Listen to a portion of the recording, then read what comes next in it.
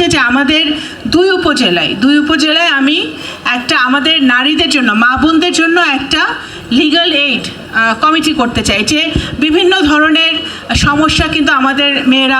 নারীরা পড়ে, সেই সমস্যা পড়লে কেউ যদি তাকে বিরক্ত করে, কেউ যদি তাকে, এখন আমাদের সমাজে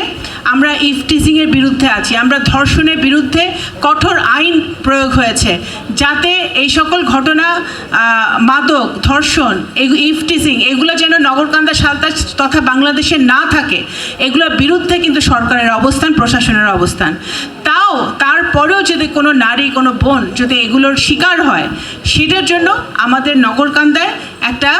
জায়গার প্রয়োজন, যেখানে এসে তারা কথা বলতে পারবে, আরেকটা নারীর সাথে কথা বলতে পারে, আরেকটার সাথে কথা বলতে পারে, একটা উকিলের, একটা আইনজীবী সহযোগিতা পাবে। সেই লক্ষ্যে আমি ভবিষ্যতে নগরকান্দা এবং সালতা দুই উপজেলায় দুইটা লিগ্যাল এইড আমরা কমিটি করব, যারা আপনাদেরকে উপজেলার মধ্যেই আপনাদেরকে সহযোগিতা দিতে পারবে।